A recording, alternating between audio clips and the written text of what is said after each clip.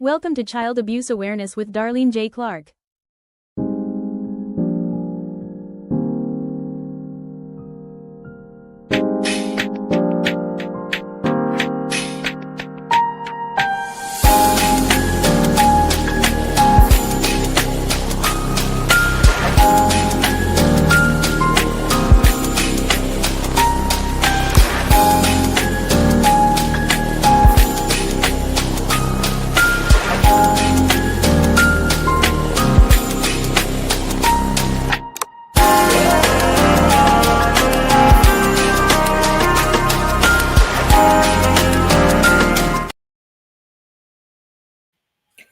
Hello, welcome to another episode of Child Abuse Awareness with Darlene J. Clark. Be a part of the solution instead of part of the problem. Hope everyone's having a good day today. I figured I need to get into this. I saw this online, so we're going to start a series of preachers, priests, or pastors who rape our children or who do sexual exploitations towards our children. A lot of them who are still allowed to preach.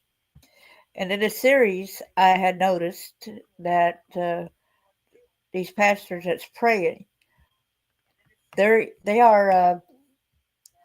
I went ahead and copied the rule book that Assemblies of God has, and it's kind of interesting how they actually put it that if they are a child predator, or if they mess with their own family member incest, then they're automatically out. But that's kind of funny when you hear this and then you go and you read the booklet and keep skimming further down and further down. That's farther from the truth. And it's sad to say that they are still allowing these people to do this. Okay, copyright disclaimer under Section 107, the Copyright Act of 1976. Allowance is made for fair use for purposes such as criticism, comment, news reporting, scholarship, and research. Fair use is a use permitted by copyright statute that might otherwise be infringing. Nonprofit, educational, or personal use tends to balance in favor of fair use. Make sure you got your popcorn, something to drink, because this is going to be a lengthy topic today. Be sure to share because it's very important getting the word out. Please say hello. I got another app which I'm viewing this on, so I hope that I'll be able to try the audio. I might have to play with it a little bit, so please bear in mind with that.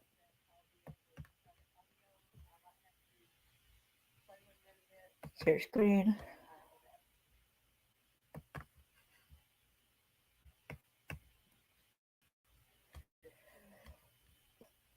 This is a 40-year mission to stop a Pentecostal preacher accused of raping children.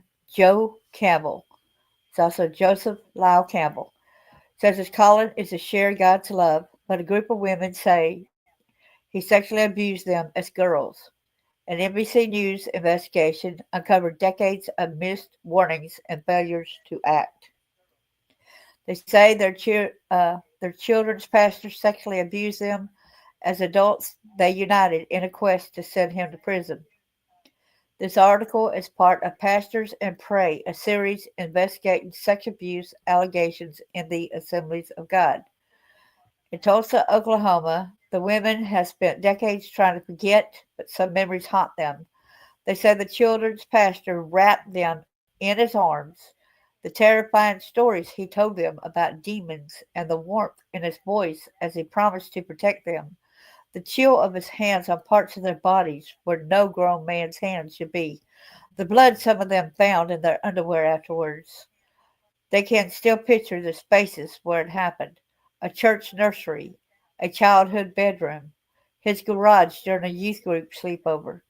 This, they say, is a dark secret behind the public ministry of Joseph Lyle Campbell, a magnetic Pentecostal preacher who built a national following with fiery sermons on sin, salvation, and America's moral decline.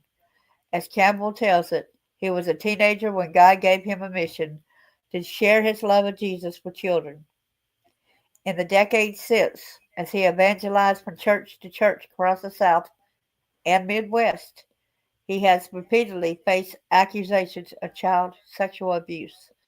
An NBC News investigation found Joe Campbell needs to be in jail, says Cheryl Allman, who says he lured her to his home when she was a teenager, pushed her onto a bed, and penetrated her with his finger. Digitally, I say that. I just pray one day I can hear a judge tell Joe, you're guilty, and here's your sentence. We'll try to see if this will play. I had to end up cutting down on my gun. With my FICO, I get easy access to credit reports, 24/7 monitoring, and alerts for my FICO score changes. Other credit scores can vary as much as 100 points from your FICO score. Get your FICO score for free today at myfico.com/free.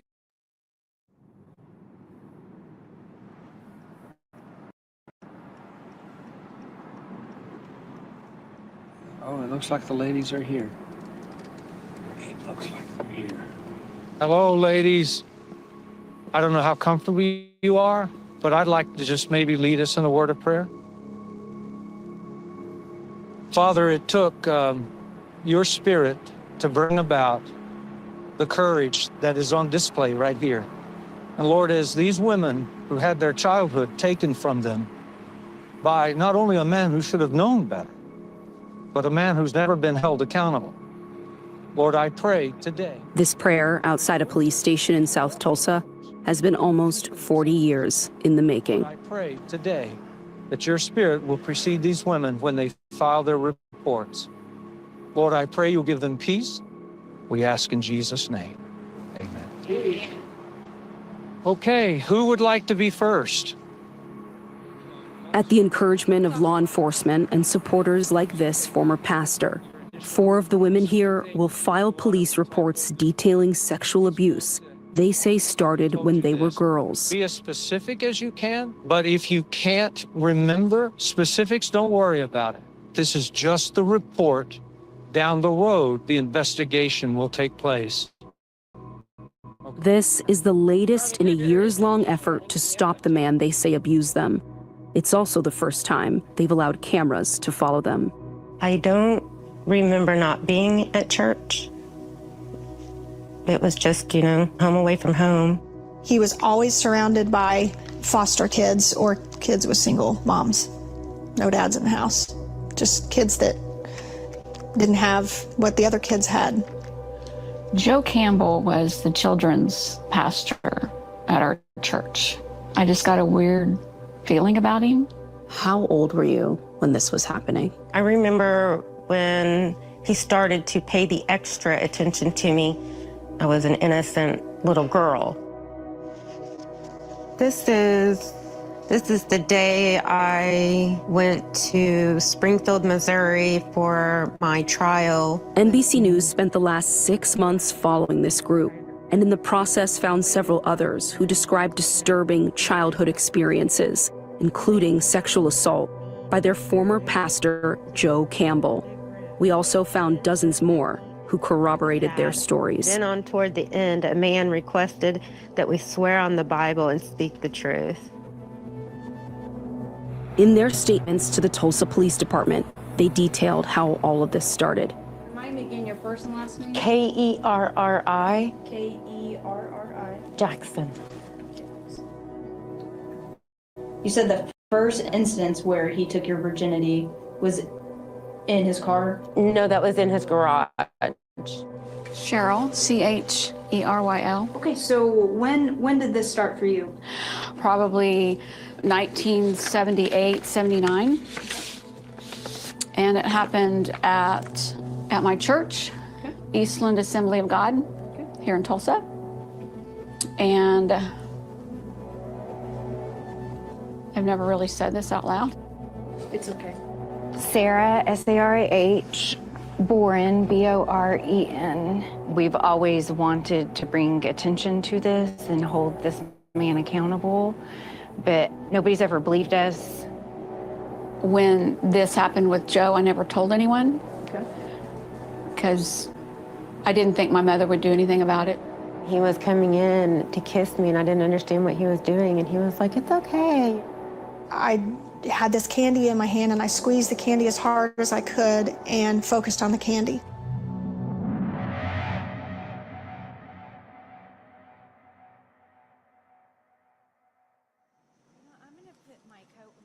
Hours after filing their reports, the women gathered in Carrie Jackson's family home. It's the first time they've all been in the same room in years. I went to Columbus in kindergarten. Did you graduate in 91? Yep. I had Miss Knox at Columbus. I did too. I love Miss Knox. You know that's a good teacher if you remember kindergarten teacher when you're 51. You have pictures from Eastland? Mm-hmm. You do? From like church? Mm-hmm. Are you going to get them out? Mm-hmm. Oh my gosh, yes. Y'all want me to get them out now? Oh my gosh, they're that accessible. I'm scared. Your mom, did your family go to East Tulsa? Like, they drove from a lot. I think I was like 15 or 16 there. Wow. That's crazy. Oh my gosh, I remember that. Oh, I remember that hair. No. I remember your dance pictures. My gosh, Carrie, why did you keep Carrie all saves everything. Oh. That's amazing. The stuff I kept. I just amazed me. I even have our notes that we would pass around on the tithing envelope. Oh my. Whose notes? I forgot that All we of it. did that. Which boy is that from? This says, do you want to be my girlfriend? You said, boy, howdy. You sure do like to get to the point, don't you? He said, are you right with God? Because I need a good Christian girlfriend so that I won't be strayed. Oh my gosh, that's hilarious. Is that me? That's me. There's Joe and Becky right there. In that album? Right here. Isn't that me? That's him. That's Joe Campbell and that's Becky Campbell. So that was the children's pastor. Joe Campbell has spent his life in ministry. He once boasted to reporters in his home state of Missouri that he was known as the kid preacher, fashioning himself a boy anointed by God to teach the gospel. In 1977, he married Becky Gaston, the daughter of a well-known pastor and traveling evangelist. Their first mission was a Pentecostal church in Tulsa called Eastland Assembly of God, where they'd simply be known as Joe and Becky, leaders of what would become a thriving children's ministry.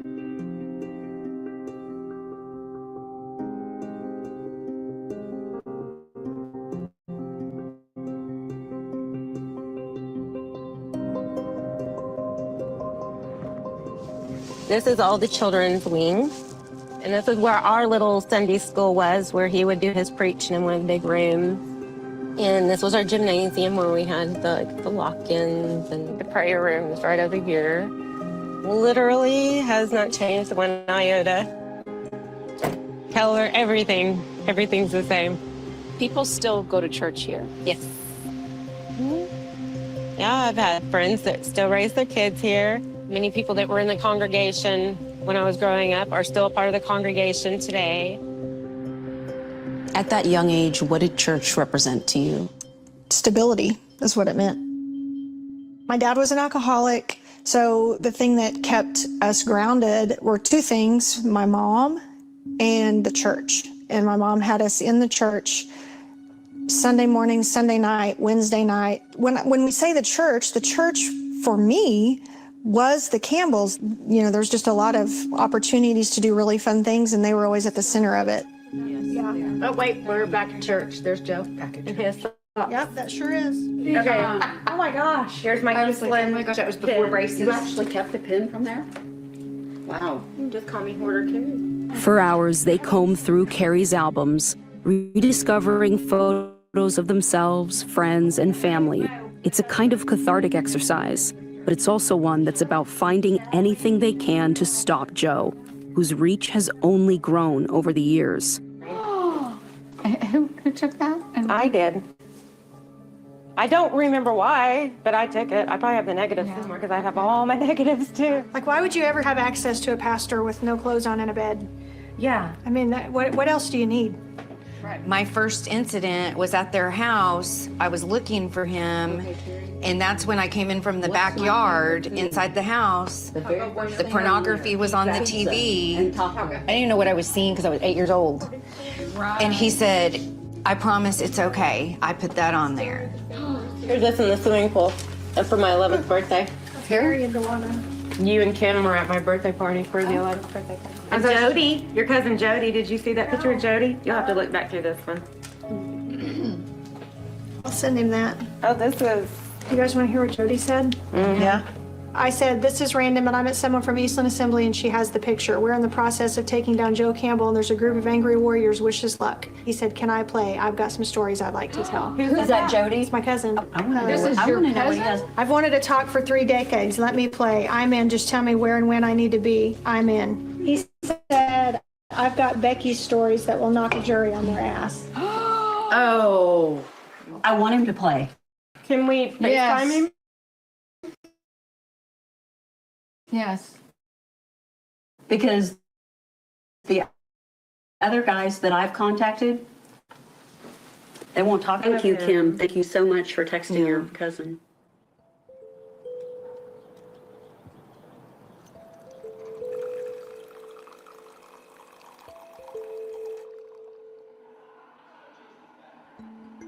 I love Joe. I love Becky.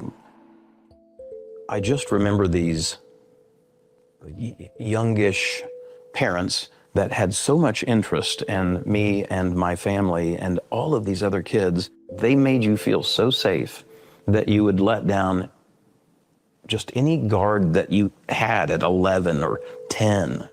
I loved being in their presence. I know the books of the Bible from Genesis to Revelations in order because of the Campbells. He was awesome. He still is. I can still watch his network and can still see how he can be such a wonderful leader. The devil hates God, but he hates you because you look like God.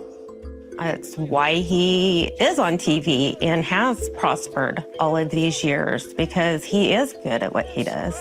And the power of God began to hit that place, and Miracle Sunday began to happen, and it was one after the other after the other. Miracles and miracles and miracles.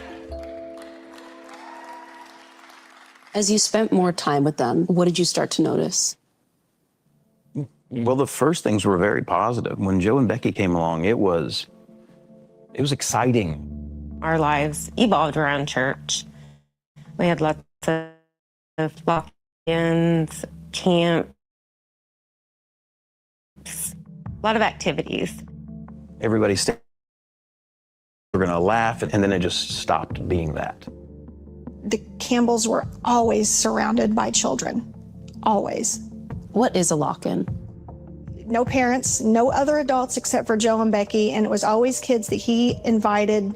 You'd get 6, 8 boys, 6, 8 girls. This is the youth program. And we would play hide and seek in, under the baptismal, and then they moved from the church to his house. He would put a big piece of white paper, so he would tape it up, and he would have the girls walk behind in their panties with no shoes, and the guys had to guess whose legs belonged to which girl. There was so much giggling and just laughter, and I think that's where I've always said Joe did his recon well, but I think it was more than just recon. It was, he had perfected this playbook. Once it got down to the core group of kids, it was showtime at that point for Joe and Becky, and that's when the pornography would go on. That's when the VHS tape would be put in. As the night went on, Becky would get me and another boy or two, whoever was there, and we would go into their bedroom. And then there would be her adult toys. This is a grown-up, and she's your friend. And more than that, she's the wife of the guy that, has sort of turned your life around, really giving you a little bit of hope. I can remember thinking, did everybody else go home? In hindsight, he was always with someone. And a lot of the times it was Carrie.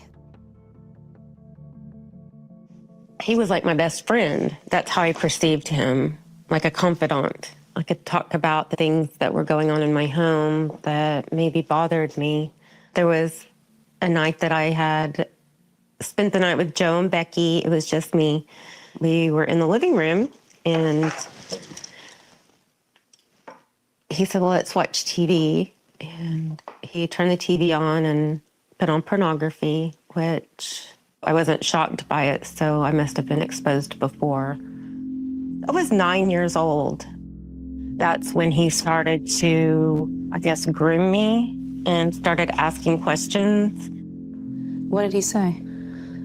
They were questions like about sex, which I, of course, wouldn't understand. And I remember they made me very uncomfortable to where I was literally hugging the door because they were so strange to me and I couldn't really comprehend them and I didn't know how to answer the questions. How did things escalate from there? I didn't know what to do, so I kept trying to get away from him. And so I got into his hall closet, or coat closet, and shut the door, and he opened it and came in there with me and began to,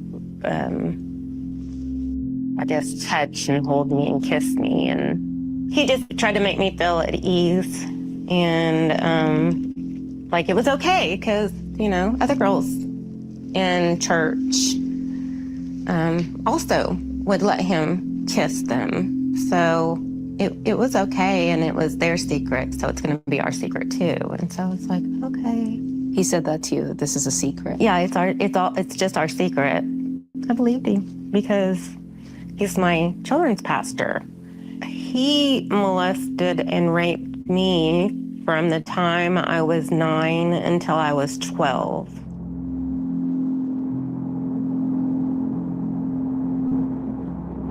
How hard is it for you to talk about some of these things with family?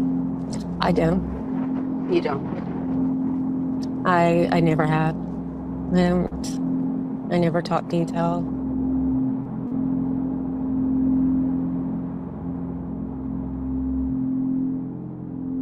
He called and asked if I would be interested in doing Vacation Bible School. So my birthday came during that week, and Becky's there. I have a conversation with Becky, and the TV's on, and I sit on the couch, and Becky just disappears, like she always did. What I remember most about that is I had a peppermint candy in my hand that I was getting ready to eat. It was still in the wrapper.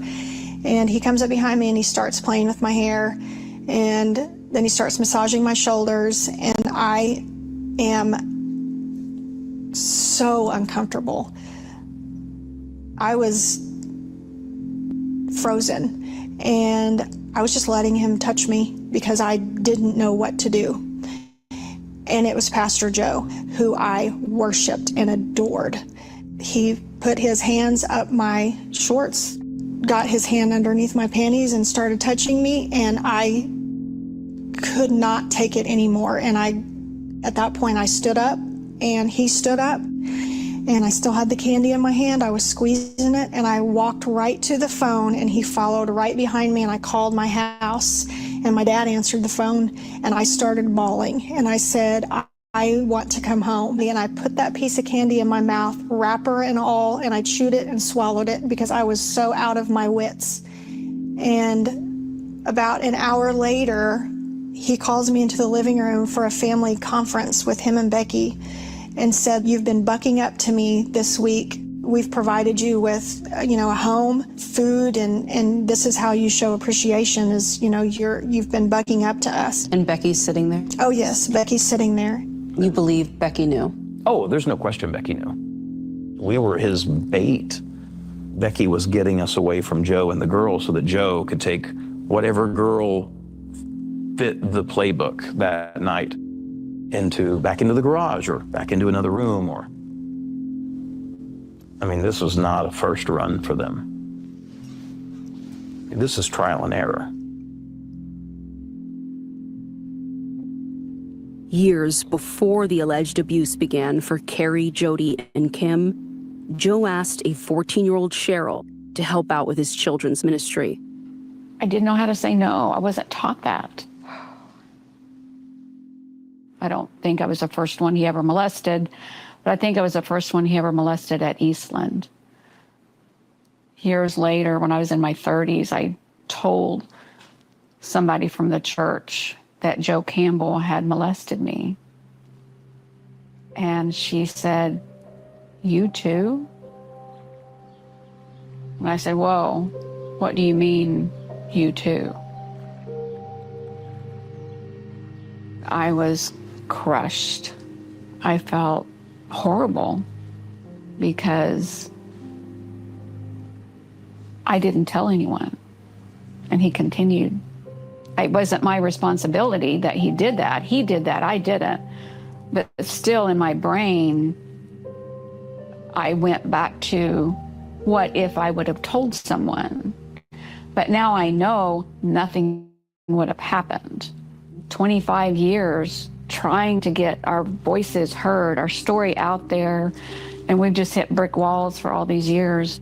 What's it like to go through this and to wait for your moment when you might be able to share your story? For me, when I was abused, a lot of the times I felt guilty. Because even though I wasn't told or taught it was wrong, I knew it was wrong. And for someone to be doing that to me, I felt like I was partly responsible. And so when you finally get to a point to tell that story, it's almost like you're telling on yourself. So how do things reach the breaking point? I was at Dewana's house and spending the night. And she was telling me that she wanted to go to Siloam Springs to visit Joe. And that scared me. Fearing that Dewana would also be targeted by Joe, Carrie told her best friend everything. I wasn't supposed to tell anybody because that was a secret between me and Joe. So I kind of felt trapped. How do I keep her from going?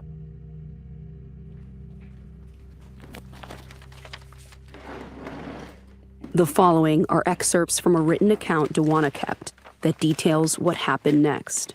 When Carrie was about 13 and I was 14, she told me that our former children's pastor, Joe Campbell, sexually abused her. I don't remember how long it took me to tell my mom, but when I told her, she wasn't surprised. At the urging of her mother, Dewana told Eastland's head pastor about the abuse. At his request, Carrie and Kim wrote letters detailing what happened to them. He collected additional accounts from children who reported exposure to porn, playing with Becky's sex toys, and molestation.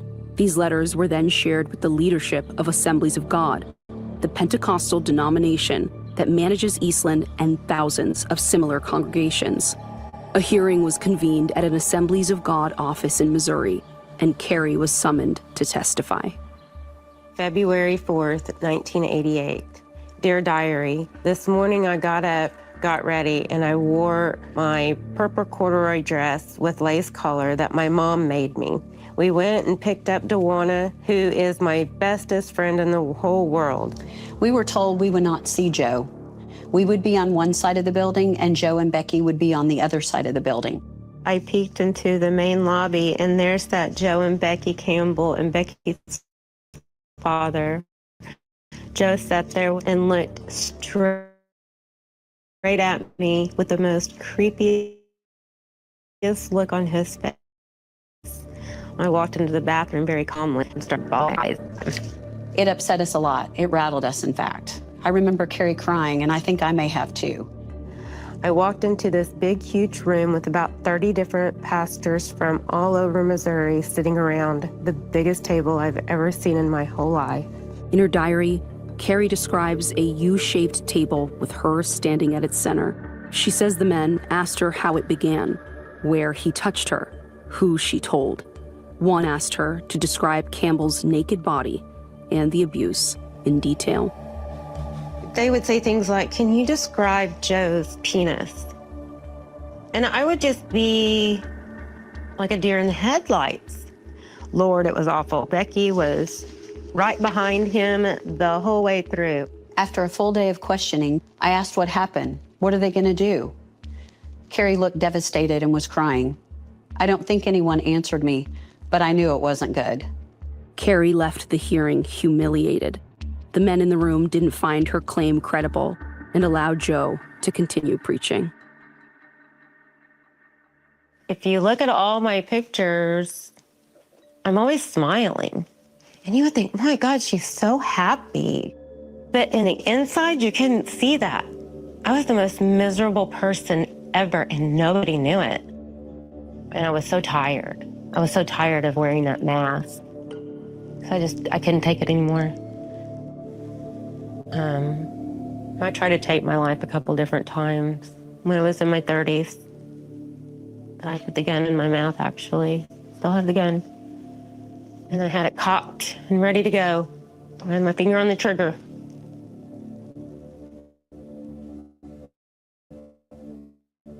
I was so ready. I was so ready. I mean, I was there just,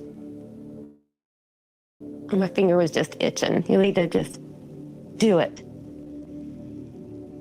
And God just, he wasn't gonna let me. And I knew it. I knew God was saying, no, you're not doing it.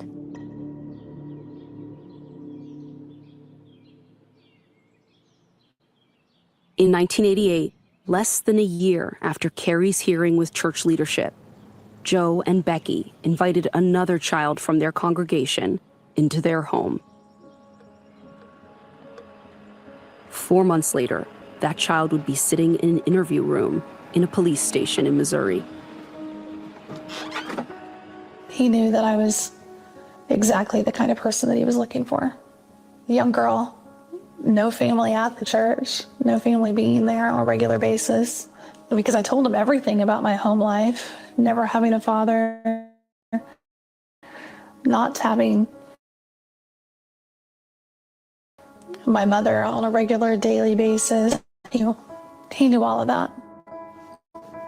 After years running Island's youth ministry, Joe assumed leadership of another Sons of God church, this time in Versailles, Missouri. I think I met Joe and Becky when I was 13. In the beginning, Joe was almost like a father figure to me. Phaedra, you can talk to me about anything. You can have these conversations and, come on back to my office and let's talk for a little bit. Tell me what's going on in your world, what's happening in your life. When you look back at those interactions now, what do you see? Grooming. Her mom struggled with addiction and left Phaedra in the care of her elderly grandparents. Joe said he could help. And Joe and Becky became my legal guardians. I really felt like I was finally getting that television ideal of a family. Going in with a mom and a dad and being involved in the church, having friends, I'm a cheerleader. Everything was going to be phenomenal. Phaedra says the abuse started within a month of moving in with Joe and Becky. So, yeah, this is the church. This is the side entrance. This is the entrance that I would go in and out of all the time. Here's the front of the church. It's not changed much. Oh, my word.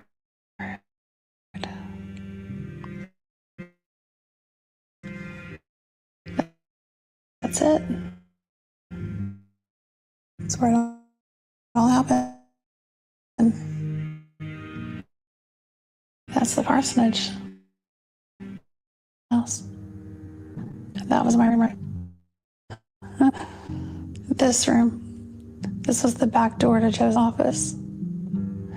So I would be in this house from the church or a deacon or another pastor or somebody wanted to meet with Joe, but I was in there entertaining him. He would push me right out this door, sneak me out here. I would come out here, go around the staircase, and just be able to basically walk right across that parking lot. I hate to ask, but define entertain for me.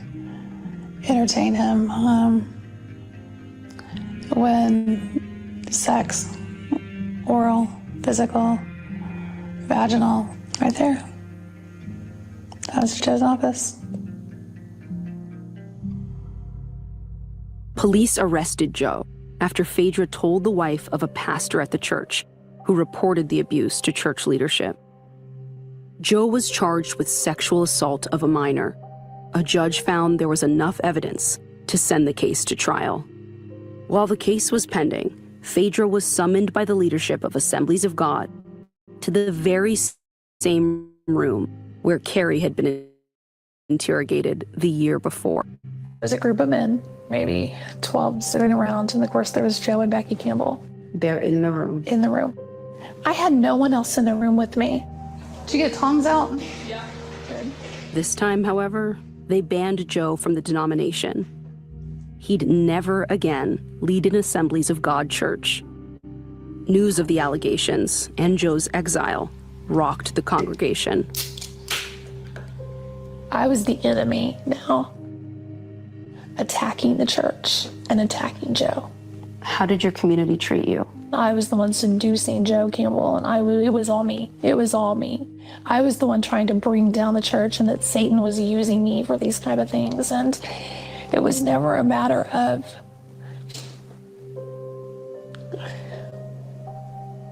I didn't have that embrace from people to tell me it was okay. And there were many nights that I wish that I would have never, ever come forward. All right, dear Heavenly Father, thank you for this day. Thank you for this food. Thank you for all the blessings, and thank you for your faithfulness. And never pray. Hell, keep everybody safe with these storms coming through. And never pray. Amen. Amen. But it was a lot of pressure on a kid. I mean, I can only imagine. I mean, the harassment. Grown adults literally would point at me and call me. So if you're a terrible son, so many people are believing that. I mean, that's exactly what I heard so often, was that Phaedra's a whore, Phaedra's a slut, Phaedra's a tramp. And that's really, I mean, I really did. That's who I became. You know, I was 16 years old when I got pregnant. I'm here. Nailed it. I can't imagine how you felt being that young. No support from the church.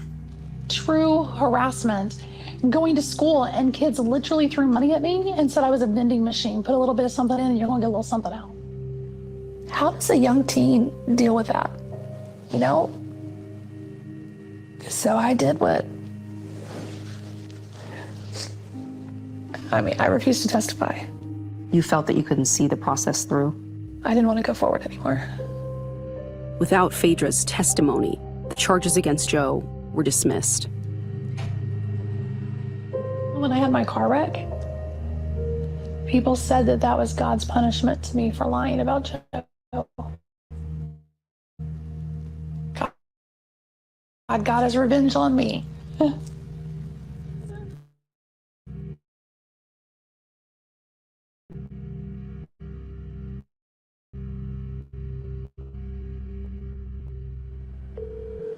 This is Pastor Joe's phone. Please leave a message or text. Thank you. Hi, Pastor Campbell. My name is Antonia Hilton. I'm a reporter with NBC News. I reached out to you over email the other day. I'm reaching out in the hopes of scheduling time to speak with you about allegations from several women, and I hope to speak with you soon. Thank you. Less than a year after being banned from Assemblies of God, Joe assumed leadership of another church. He and Becky also built a religious children's camp they named after themselves, Camp Bell. Amen. That's our rec field right there in the front. Now, summertime, whenever camp comes, that whole place is full of kids and full of buses and cars. And man, it just changes everything. Thank you, Jesus. Give the Lord a hand for that. Amen. 34 years. And every year, it just grows and gets better and better and better. Each year, their camp hosted hundreds of kids from across the country. Little bitty campgrounds out in the middle, like you said, out in the middle of sticks. That's okay. Perfect place. By 2016, Joe and Becky joined the leadership of a Christian television network, founded by the disgraced televangelist, Jim Bakker. I have my pastor here, Pastor Joe. Hey, good to see you. I'm glad to be here. Joe and Becky are frequent guests across many of the network's shows. God does. Nothing happens with God as an accident. God had a plan. Let me introduce to you, to the world, Becky Campbell. Becky, I love you. I've known you here forever. Becky was put in charge of a home for unwed mothers, started by Lori Bakker. And there's Pastor Joe with a couple of the babies. Isn't that? Oh, he's a good grandpa. Over the last several weeks, we have tried to reach Joe and Becky in every possible way, calling them, emailing them, texting them. So now we're going to see if they're here. The sign, look at that. That's where that sign's supposed to be, isn't it? Private property. There is a blonde woman there. Hello? Excuse me? There's a man there. Hello? We can see that there are two people, close in age at least, to Joe and Becky. We can't see their faces from here. We'll see if they pick up the phone.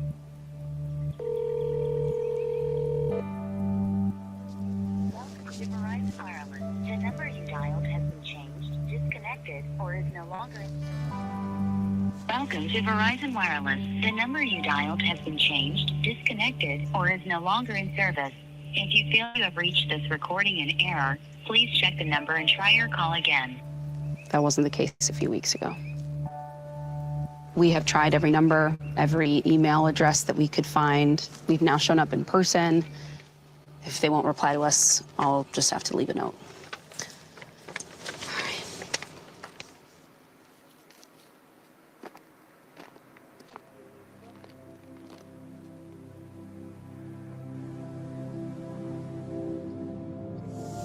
So, this is getting really scary. Keep going. Monthly permit parking only.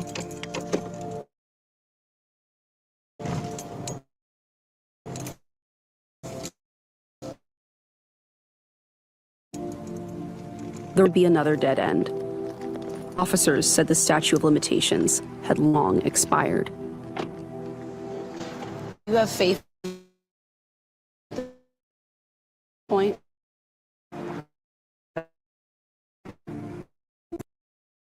I'll need police record. Is this the right window? Okay. Oh, let me grab it. This was just another step to take for the books. That's all I need from you. Okay, good. Thank you. Thank you. Why did it matter to you to have this record?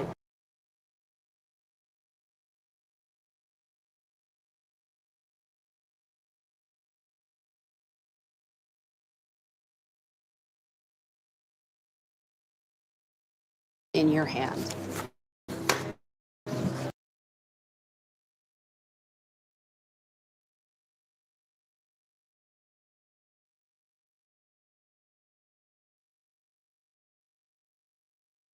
I still wanted to be able to, and I wanted to be able to find people that I could say, this happened to me in the 80s. This is all my paperwork. Whether it helped or not, I just always believed that by keeping it, maybe it will be helpful in the future. When one door closes, another opens. These stories haven't changed. They were told to parishioners, they were told to clergy, they were told to parents, they were told to friends. Lots of people knew this story for 40 years. This story has not changed. My story has not changed. Your story has not changed. And still, yet he runs a camp for children. People are saying it's happened so long ago, just leave it. Leave it alone. Why? Why leave it alone? If there's a chance, if there's just a chance that he can be held accountable, I want to tell my story. If the statute of limitations has run out on our deal, then maybe somebody will hear this story and say, well, mine's current. And, you know, that's the only reason that I'm here. All those years, I blamed myself to have him stopped, that I should have insisted my dad take him to court. We had a lawyer.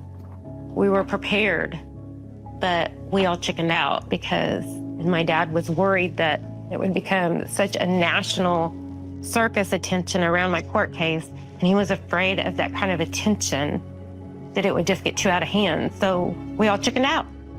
They let him go back into preaching. That's why Phaedra was raped. And it's scary, 35 years later, coming back out and saying it again. Because I don't know what that reaction is going to be all over again. It gives you a little bit of satisfaction knowing that you're not alone. But at the same time, I can't help but wonder if there's others after me.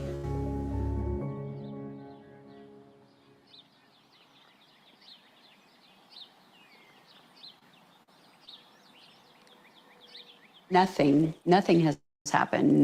Nothing has changed. Joe and Becky are still out there, and they're still preaching. They're still around children. All right, let's start looking. All right, here's 1980. Okay.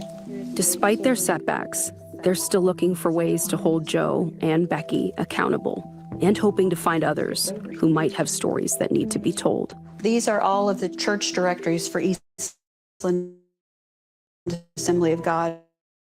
And we're going to look through them and just see if there's anybody that we can get to maybe talk to us. Now, we did Sarah, we did Jody, we did him. I mean, how many of these people do you think we can get in touch? Do you remember you? I don't know. All they can do is hang up on us, right? It's Carrie. Just wanting to do a quick chat with you, if you don't mind. Lisa?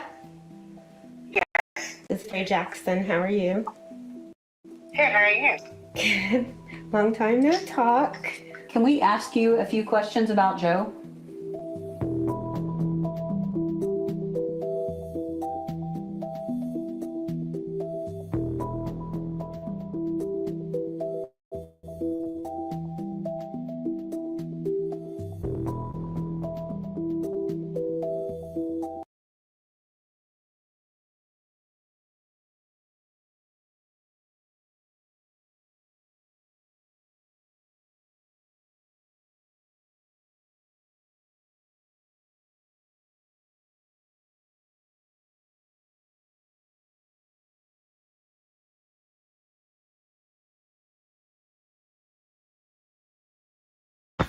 Internet's being weird.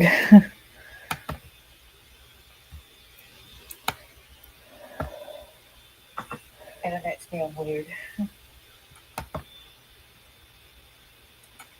I get this over here to see if anybody else will do anything. Hey, Carlene, good to see you.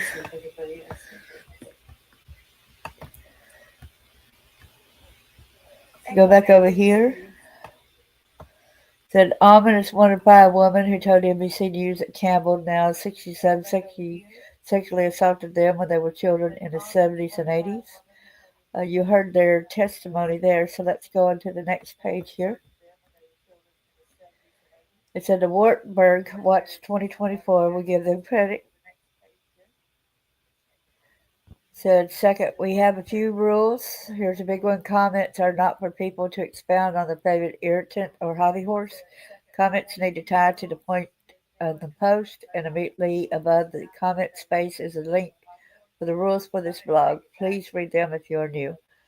So the Assemblies of God, Southern Missouri, botched a statement on Joe Campbell's 5 victims. Our internal trial still going? Still looking for Joe Campbell and Jim Baker. Woman crying in church. There was Cuttenborough Pixels. A stiff apology is a second insult. The injured party does not want to be compensated because he has been wronged. He wants to be healed because he has been hurt. Gilbert K. Chesterton. The 3 posts will help you understand the following communications with the Assemblies of God denomination. Pastor Joe Campbell and Pastor Jim Baker. On 11/14/24, I contacted the Assemblies of God denominational headquarters, which referred me to the Southern Missouri Network. I was pleased that Pastor Don Miller, the superintendent, was willing to quickly provide me with a statement regarding the molestations of the 5 women. I asked him to consider apologizing to the women, and I stressed the traumatic nature of the 2 internal AG trials involving Carrie Jackson and Phaedra Creed. I hope that the AG will no longer conduct such disturbing trials. Pastor Miller said he had read the above post.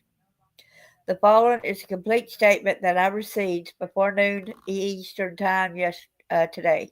Please pay careful attention to the language, which I hope readers will discuss.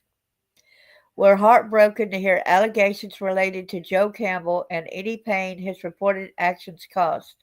Our concern and prayers go out to all who have been affected by these circumstances. When allegations toward a minister arise, we take those matters very seriously, and we have a well-established process to address them. In the case of Mr. Campbell, the Southern Missouri District leadership acted upon the evidence presented to them regarding the minister. He was reported to law enforcement, dismissed as a minister, and the Assemblies of God is barred from ever again being credentialized for the Assemblies of God. And we pray that those who experience trauma from the actions of Mr. Campbell can find healing and closure. Have a blessed day. There's his phone number right there, Southern Missouri Ministry Network, if anybody wanted to get in touch with him and tell him your viewpoints. What did I hope would happen? The AG would say these eternal trials do not take place now. The AG would reach out and apologize to each woman by name. The AG would acknowledge that they should have notified law enforcement in all cases. What was positive about the statement? The office provided a statement quickly. Pastor Miller had read the post on the women. They used Joe Campbell's name in the statement and reported it to the police. They believe Campbell harmed Phaedra, which is essential as we seek an apology from the AG. What was disturbing about the statement? It is alleged that the AG did not call the police in Kerry Jackson's case. Campbell was allowed to continue as a pastor, and he molested Phaedra and Kim when he went to Versailles AG. I alerted Pastor Miller of the error and have not received a reply. Kerry was forced to attempt to identify a freckle on Campbell's male parts and was told she was not telling the truth when she could not during a trial with a room full of men and the abuser. The statement, we pray that those who experience trauma from Mr. Campbell's actions can find healing and closure. This is not a personal apology. It says nice things, but it does not demonstrate sorrow for the actions of the AG and the churches. The statement sounded like an attorney wrote it. What would this statement lead me to believe? The internal trials are continuing in the AG, and they are forcing young girls to meet in a room full of men as well as the abuser. I call on the AG to stop this abhorrent practice. The AG did not truly show remorse for its actions or the victim's pain. Whoever vetted this statement left out Kerry Jackson's trial in which law enforcement was not notified. Was this omission an error or an attempt to obfuscate? What needs to be done? Does this need to be escalated to the superintendent of the AG mothership? Does local and national media know of the internal trials of abusers and their young victims in the AG? I'm praying that the AG rethinks its statement. More to follow. Attempt to reach Joe Campbell and Jim Baker. I just got going on this today. The phone number online from Morningside Ministries where Campbell is the pastor, two pastors, has been disconnected. I had to call the central number where folks call to order things or to ask for prayer. I got an older woman who said her name was V. I asked her to repeat it. She said she would give them a message. Her reactions were odd. She wrote down that I was calling about the allegations against Joe Campbell regarding the molestation of 5 women. She was calm beyond belief and carefully wrote down everything I said. She claims she would give them the message. Is she used to taking calls like this? She told me she was working in the bookstore. More to come on this. And then there's comments. So I'm not going to specifically read the comments. We get on to the next one right here.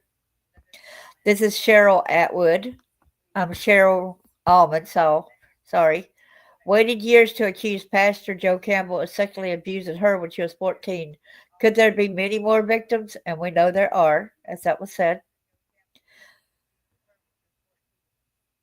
Cheryl grew up accepting that men would abuse her. Cheryl said she was waiting for years to tell her story of abuse by Pastor Joe Campbell.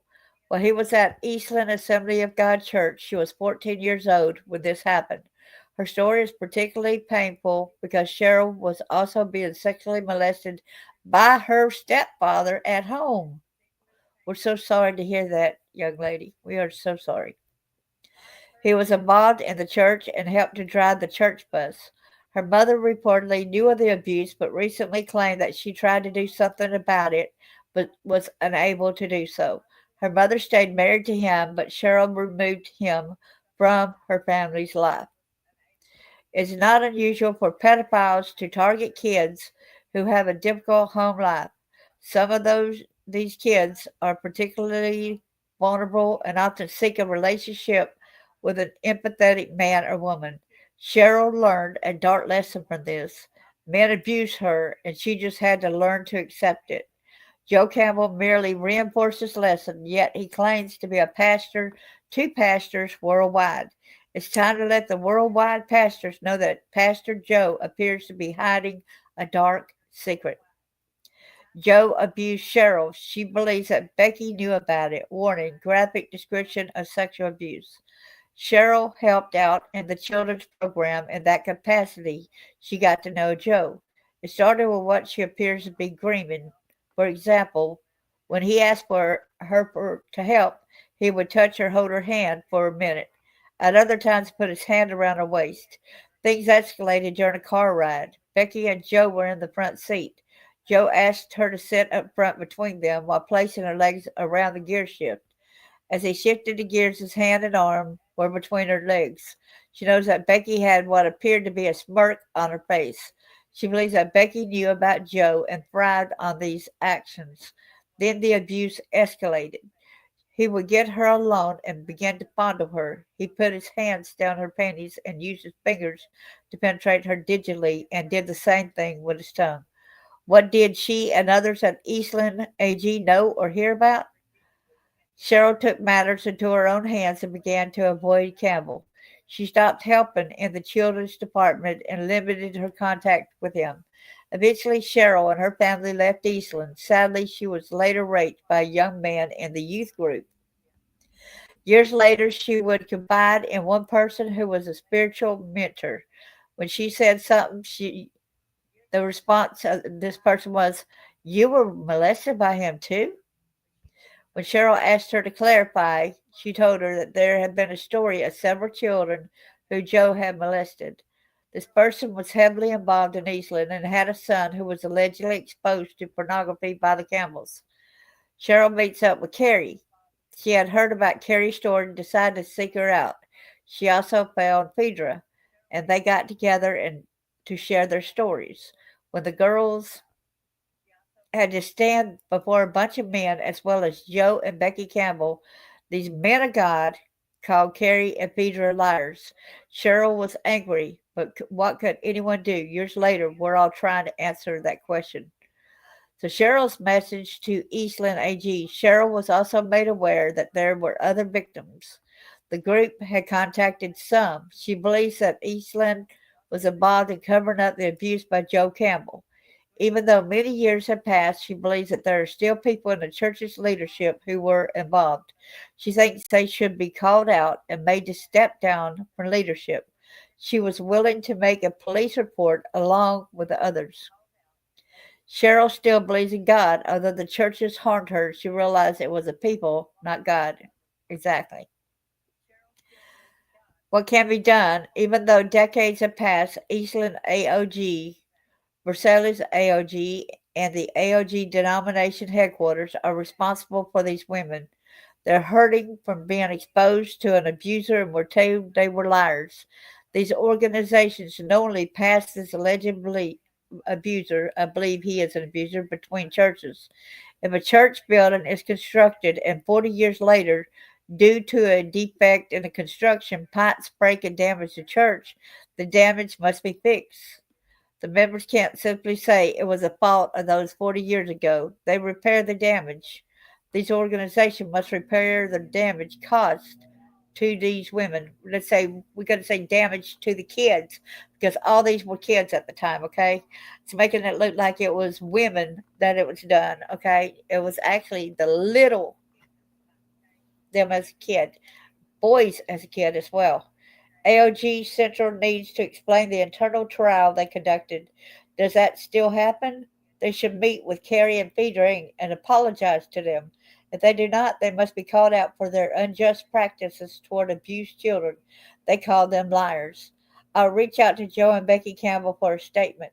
I have recommended that the women file police reports and a local person will go to the police station in Oklahoma with them. I will assist Phaedra in filing the police report for Missouri. I will be contacting Jim Baker for a statement. Does he know about Joe Campbell's credible accusers? I'll be recommending that Eastland AOG and Versailles AOG conduct an independent third-party investigation to attempt to identify other victims and to see how the churches failed these women. I also believe that the AOG mothership and the involved churches offer to assist these women as they continue counseling due to the damage caused by the church members and leaders. One teen was taken over state lines to help Joe. Isn't that a felony? This needs to be explored. I believe there can be many more victims. I have some other thoughts on this matter. I will explore all angles to expose Joe Campbell's abuse and report on the steps I take at TWW. Pray for justice and the victims of Joe and Becky Campbell. And so here's the next story. This is Pastor Joe Campbell, as well as his wife Becky, are further credibly accused of sexual abuse by three more victims, Carrie, Kim, and Sarah. We can't ignore, that's a saying by C.S. Lewis, The Problem of Pain. We can't ignore even pleasure. The pain insists upon being attended. God whispers to us in our pleasures, speaks in our conscience, but shouts in our pains, and it is his megaphone to rouse the deaf world. Warning, there will be some graphic descriptions of abuse in the post. An update 11/13/24 in Carrie's story. Some minor corrections were made. The story, it must be told, these brave women and their friends have suffered for decades due to the response of people within the church and community where these events took place. I also believe the women should file a police report, and I will assist them. How naive and cruel the church was in the 1980s and 90s. Most cases of sexual abuse in the church were covered up, supposedly to protect the church. Even today, Pastor John MacArthur responded to the scandal of Steve Lawson as quoted on the Royce report, On October 20th, John MacArthur discussed the Lawson scandal in a question and answer session at GCC. The 85-year-old pastor said he believed God was purifying his church by exposing Lawson, but did not mention the TMUS graduate Lawson was involved with. He was also called GCC from Grace Community Church to band together in a crisis. It's time to change that paradigm. The church must support the victims who, in this case, are victims of Pastor Joe Campbell. I have some ideas on this count that was specifically discussed in coming posts. Faith continues for these former members of the Eastland Assembly of God. Most of these victims have stated that they still have faith in Jesus. They're deeply disappointed by the people in the church. I understand, since this has been my emotional and spiritual experience. Understanding pedophilia and all paraphilias most reoffend. I am shocked that anyone in the church would blow off pedophilia as just another sin. It is a profound psychiatric disorder, but that rarely, if ever, is fully resolved. God may forgive a generally repentant pedophile, but that pedophile would deal with their disorder for the rest of their life. Sadly, most pedophiles will reoffend. The church must wake up and realize that pedophiles will target their churches. There are children present. Members are told to obey the pastors, and the truly gifted pedophile will be a beloved pastor and apt teacher. Well, it is not normal for an adult man to pursue sexual relationships and sexual innuendos with children and teens. It's not normal for a woman either because a wife was going to get some of the boys, remember? Pedophilia, the sexual interest in children, is just one of a group of paraphilias. For example, some pedophiles go after prepubescent children while others target 14 to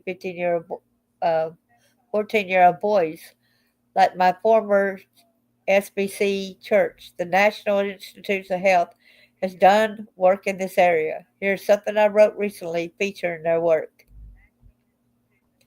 What is paraphilia? Isn't it just another sin? I've used this blog to expose pedophiles in the broader Protestant church. However, my goal is writing and this writing has little to do with exposing one more pedophile. There always seems to be more than one pedophile. I have hoped that the reader will understand the complicated topic of paraphilias. Comprehending the difficulties inherent in such behavior is essential in protecting you and your family. Here's a link at the National Institutes of Health Paraphilia. Paraphilias are persistent and recurrent sexual interest, urges, fantasies, or behaviors of marked intensity involving objects, activities, or even situations that are atypical in nature. Although not innately pathological, a paraphilic disorder can evolve into paraphilia and evokes harm, distress, or functional impairment on the lives of the affected individuals or others. The DSM-5 diagnostic criteria for paraphilia states explicitly that the patient must have experienced intense and recurrent sexual arousal and deviant fantasies for at least 6 months and must have acted on these impulses. A paraphilia becomes a pathology or a paraphilic disorder, only when the behavior causes significant distress and impairment of functioning to the individual, or if the paraphilia involves personal harm or risk of others. However, due to the patient's reluctance to seek treatment of the legal obligation to obtain treatment, psychiatrists are often forced to exceed the call of duty to the patient to reduce stress, but rather focus efforts on protection against potential victimizations. Those with paraphilia are often reluctant to seek treatment. Even when they do, the counselor must focus on preventing harm to another victim. Read the section called Prognosis. It appears that those with paraphilias are likely to reoffend. Despite the psychological and pharmacological interventions designed to manage paraphilias and paraphilic disorders, an ultimate treatment or change has yet to be established. Existing interventions merely allow for increased voluntary control through self-management skills over sexual arousal and reduction in sexual drive, with the best yielded prognosis only from those individuals who are actually motivated to change. Those who do participate in either therapy alone or ideally the combined management of psychological and medicinal interventions show improvement with a marked reduction of the intensity and frequency of deviant sexual arousal and resultant behaviors. However, the literature suggests that most sexual offenders are likely to reoffend. Sexual harm to kids is seen in many forms, as these three women will recount. I believe their stories. Now, here's Sarah's story. Exposure to pornography by the Campbells at a young age has led to lifelong difficulties. She had told, I don't need to go back over that, what she had said a little bit ago. So let's go on. Let's see right here. Sarah believes that this was done to terrorize. Okay. Joe often discussed demons and demon possessions. He would say how he had gotten rid of a demon in some kids. How about the demons in you, Joe? What about the demons in you? Because you definitely have demons. You and your wife both. Sarah believes that this was done to terrorize the children, and so it was effective. She said she learned to keep these secrets, but it came with a cost. She didn't speak out in school until she was 12 years old. She thought she would be in trouble if she said anything. She said she would be spanked if she cried, so she plastered a smile on her face to hide what was inside. She wouldn't sleep with the lights out throughout her growing up years. Joe came back to attend a graduation of some former students. He quietly approached her and said, "You had the body of a beautiful woman." He asked if she could visit him in Missouri, where he was pastoring at the Versailles Assembly of God Church, but she had an out. She had joined the cheerleading team, and there was mandatory summer practice. All right. She eventually told her parents when she was 18. They said shouldn't worry about it because she wasn't molested. Say what? She had spent lots of money in counseling, which she says is due to the horror of being exposed to violent pornography at a young age. I think when she told me next was crucial. We were told to never say no to adults and to do what they told her to do. She was so scared by what she saw that she didn't say anything to her parents, so she continued to go on church trips and attend lock ins. Kim's story: Joe arranged for her to come from Eastland, AO, in Oklahoma to his new church in Versailles, AG, in Missouri. I wonder if that is bringing her over state lines. Yeah, pretty much so, right? Kim often helped in the puppet ministry that Joe started after he moved to his new church in Versailles. He called and asked if she could come to Versailles to help with Vacation Bible School. She had a very good relationship with her parents who let her go. She said that Joe began grooming her on the car ride. He had her sit in the front seat. He mentioned a special needs girl to her and said, "I wonder if she has had sex." He also wondered if she was clean down there. Kim found that gross. These talks continued in his office once the door was closed and the church secretary banged it open and looked in. Kim wondered if she knew what Joe did when the door was closed. When Kim was shooting hoops in the gym wearing her jams, another member of the church threw her over his shoulder and Joe spanked her hard on her butt. The following incident caused Kim to call her parents to get her out of there. She was sitting on a couch about to eat a peppermint candy in her hand. Yeah, we heard that a while ago, and she called her parent, and then she was reprimanded. Remember that? By this time, Joe had been told to leave Eastland. I will explain that in the future. She said he's a professional regarding grooming. She said he's also spoke to the parents during Vacation Bible School on the subject of the prevalence of sexual abuse. He sounded so concerned, and the people present were moved. She said it was a powerful sermon. Was this a way to conceal his activities? See, he actually was talking about, that being a prevalent problem, right? A whoop in sheep's clothing, right? Carrie's story: Joe sexually penetrated her. She cried, "It hurt. You're too big." We're not going to get into that, but that's normal for kids, adults. It said, I have presented 3 more stories of sexual abuse by Joe and Becky Campbell. It is disturbing that he is not only a pastor, but I am told he runs a camp to help women and children. I'll leave the Facebook page. It's not available at the moment. I'll be looking into this.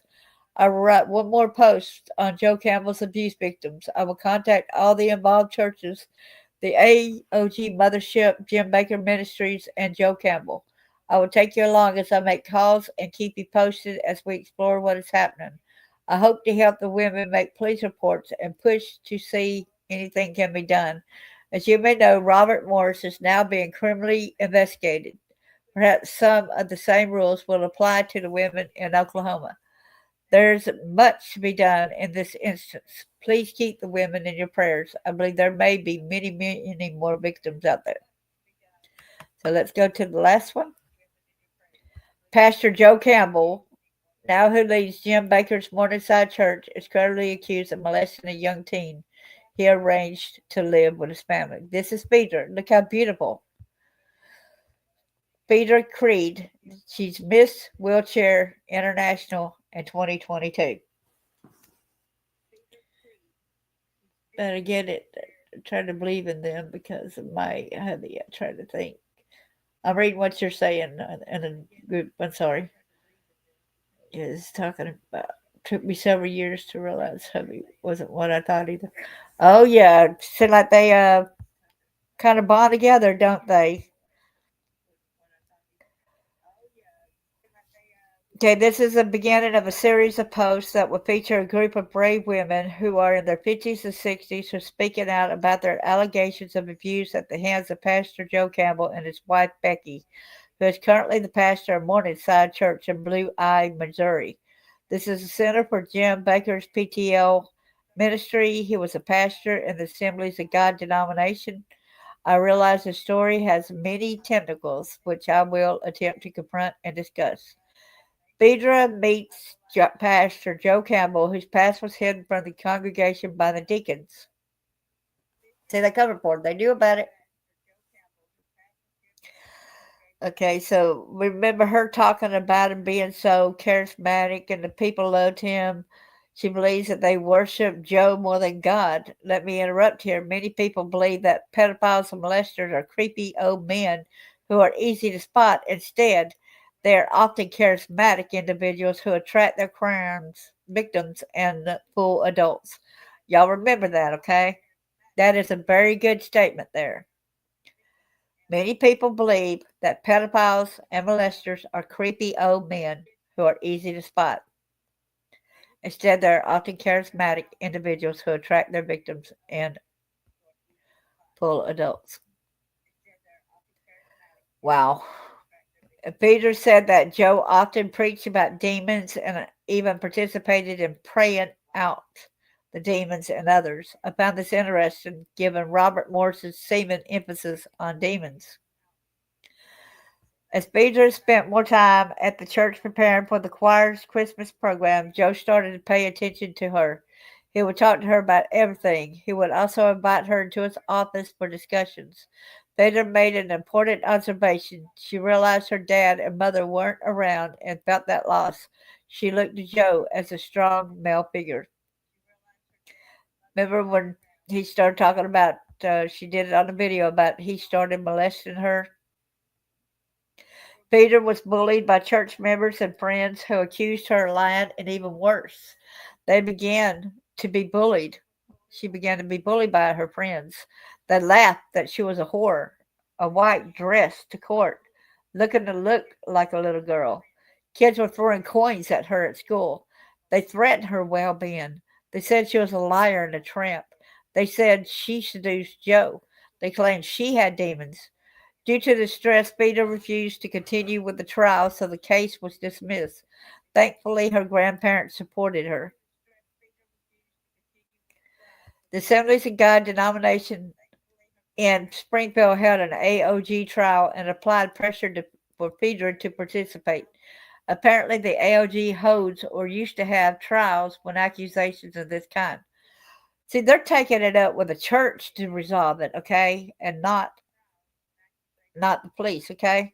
That's what the problem is. And when y'all would see some things in here, when y'all see the rules that the Assembly of God go by, y'all would be perplexed. I've got like 4 other stories after this, and then I'll show y'all that AG book, okay? Her essential question for Becky Campbell. She told me she was angry at Becky. Becky knew about what happened in Missouri. She also saw him holding her hands with her. Why did she let me move into the house with him? That's a question I will explore as TWW looks at what happened in Missouri. Final thoughts. I am so impressed with the dignity and thoughtfulness that Phaedra exhibited as she discussed her molestation by Joe. When I told her I was so sorry she was paralyzed, she told me that her life is wonderful now. She was so upbeat. I cannot imagine a church that would allow a teen to be so poorly treated. Shame on all those who went to support Joe at the trial. May God forgive them. May God forgive the AOG for the trial they put the teens through. I hope I will learn that they will never do anything like that today. I plan to find out. Yeah, they will. I got plenty of friends, and they're still covering up. I got friends in with the same church type of thing affiliation that her brother ended up committing suicide because of these people not listening to him. And she's still getting threatened as well. Okay. And she comes forward, and she's even being ridiculed and harassed today. May God forgive the AOG for the trial they put the teens through. I hope I will learn that they would never do anything like that. I plan to find out. But I'm struggling with my feelings toward the church, the people in the church, and the church that allowed Joe to continue as a pastor. As the reader will find, here he is a serial molester. Then there is Campbell. More to come. I want to hear what Jim Baker's ministry says about this. Surely they knew of his history, of course. He has a jaded history as well. I believe Phaedra's account and think it's time for the truth to come out. All right. Okay, did y'all see all that I had, or did I stop the, did it not show what I just got the reading?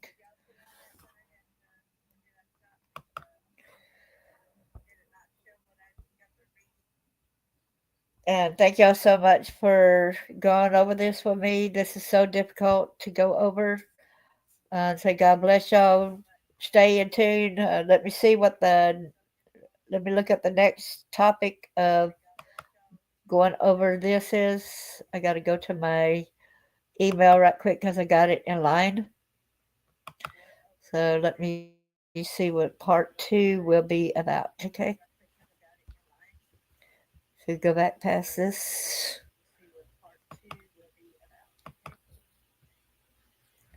Okay. Pastor and pray. So the next one is going to be how a Christian college ministry glorified a sex offender and enabled him to abuse the students. Okay, that's going to be part 2. How a Christian college ministry glorified a sex offender. And this is going to be about Daniel Savala. I want to thank you all, and it's from Houston, Texas, that story. God bless each and every one of y'all, and thank you so much. Please hit the like, subscribe, and share.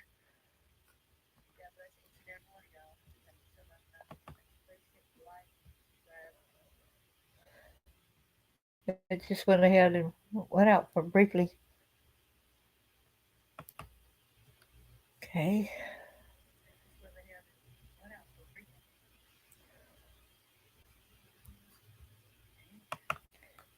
Okay, it's not letting me get. It says it's not showing for me, y'all, but I can hear me.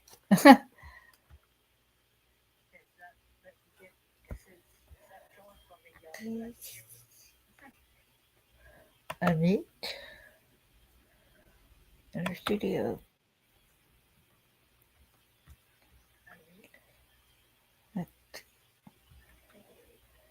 All right. Thank you so much. So God bless y'all.